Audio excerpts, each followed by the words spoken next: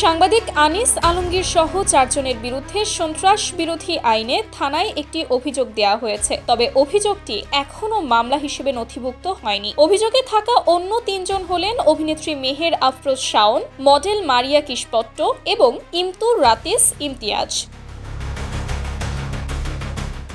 রোববার 14 ডিসেম্বর দিবাগত রাত 2:30টার দিকে জুলাই রেভলিউশনারি অ্যালায়েন্সের কেন্দ্রীয় সংগঠক আরিয়ান আহমেদ রাজধানীর উত্তরা পশ্চিম থানায় অভিযোগটি করেন। উত্তরা পশ্চিম থানার ভারপ্রাপ্ত কর্মকর্তা ওসি কাজী মোহাম্মদ রফিক আহমেদ সোমবার দুপুর 12:30টার দিকে অভিযোগ পাওয়ার বিষয়টি গণমাধ্যমকে নিশ্চিত করেন।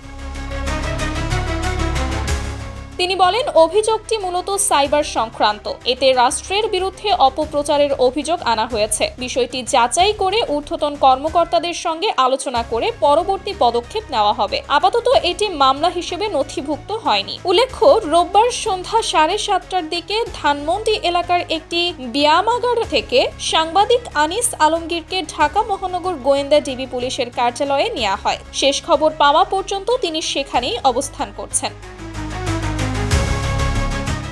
Sumaiya Snigdha, daily our Bangladesh.